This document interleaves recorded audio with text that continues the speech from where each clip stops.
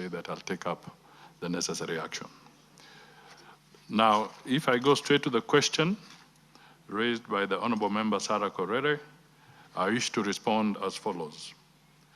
On the first aspect, that is on the registration and presence of Kenyan citizens residing, working, studying, or operating businesses in the United Republic of Tanzania, as at 29th of October 2025, my response is as follows. I wish to state the following based on the records maintained by the Kenya High Commission in Dar es Salaam and the Kenya Consulate in Arusha, and official statistics provided by the government of Tanzania. Data from the Kenya High Commission and the Consulate.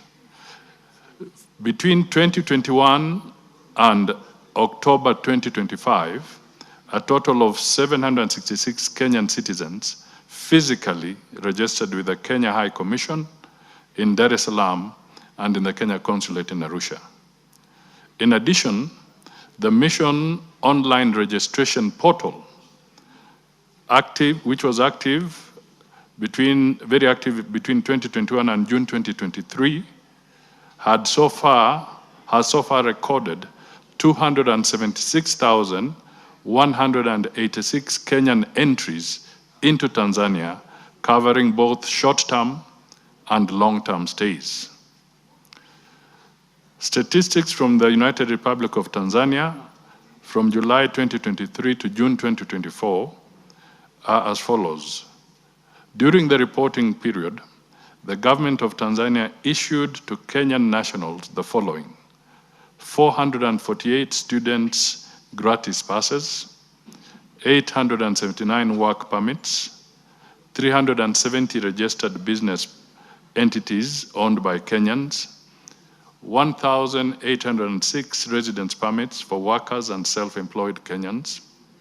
This amounts to a total of 3,503 documented Kenyan citizens residing or conducting socioeconomic activities in Tanzania during the period under review. That is from the Tanzanian records. I wish to note that the observations here is that the high number of work and residence permits issued indicates growing labor mobility and expanding economic engagement by Kenyan citizens within Tanzania, presumably being driven by the free movement of people and capital in the East African community. This data shows a steady increase in cross-border economic integration consistent with the objectives and spirit of the EAC. The second aspect of her question is to do with the debts. Mr. Speaker, I wish to respond as follows. On the reported deaths of Kenyan nationals during or after the elections of 29th October 2025 and the repatriation measures taken. To date, and based on the information received from the Kenya missions in Arusha and Dar es Salaam, there has been one confirmed death of a Kenyan national linked to the unrest surrounding the 29th October 2025. The deceased, Mr. John Ogutu, a Kenyan teacher at Sky Schools in Kinondoni district, was shot dead on 29th October 2025 at approximately 7 p.m. in Goba Center, Obungo district area, Dar es Salaam.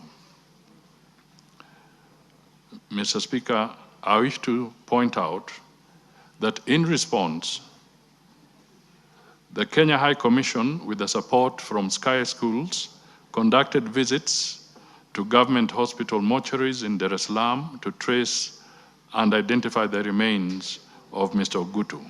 However, these efforts have so far been unsuccessful. The Kenya High Commission formally notified Tanzanian authorities through diplomatic channels and requested their assistance in locating the body. I personally wrote to the Minister for Foreign and East African Community Affairs of Tanzania to seek his urgent intervention. The Kenya High Commission remains in constant engagement with Tanzanian authorities. However, the body of the late Mr. Ogutu is yet to be traced, and we are following up accordingly. And once the body or the remains are found, the embassy shall facilitate the repatriation. The third aspect or question is to do with Kenyan-owned businesses affected by election-related violence. Mr. Speaker, I wish to respond as follows. The preliminary assessment by the Kenya High Commission and field officers indicate that no significant Kenyan-owned businesses reported incidents of damage, looting, or temporary closure during the election period. The mission has only noted an incident at the Namanga one-stop border post where a tear gas canister thrown by a Tanzanian security forces landed on the Kenyan side and struck the KRA cargo scanner area. The incident was reported through established channels, and additional security support was deployed from Kajiado. There was no major impact and no further related incident. The fourth aspect of the honorable member's question was on measures being taken to locate Kenyans who were reported missing after the elections. I wish to respond as follows. There were no reported cases of missing Kenyan nationals following the unrest associated with the general elections in the United Republic of Tanzania. However, the mission received reports of several Kenyans who had been arrested and detained in various locations across Tanzania. In response, the Kenya High Commission dispatched a team of officers to the respective police stations and immigration officers to verify the arrests, provide consular assistance, and engage local authorities. Following the intervention by the government of Kenya through the High Commission, all but 2 of the detained Kenyans have since been released. The remaining 2 individuals are Mr. Samuel Kagila and Stephen Dungu Kimani, who are currently held at Arusha Central Police Station. The mission remains actively engaged with Tanzanian authorities, and efforts are ongoing to secure their release. And the ministry has also sought assurances that the 2 Kenyans will be accorded full due process, including access to legal representation and timely production before a competent court. Thank you, Mr. Speaker. Korere, umetosheka?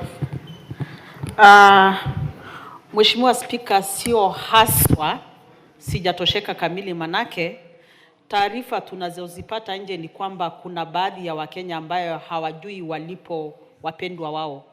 Pia kando na hiyo, Mheshimiwa Spika, tunajua kwamba taifa ya Kenya na muungano na Jamhuri ya Muungano ya Tanzania tuko na mengi tu ambayo yanatushikanisha. Mbali na binadamu, kuna viumbe vingine vya Kenya ambavyo vinapatikana Tanzania. Kwa hivyo ni vyema wizara yetu husika iweze kuwajibika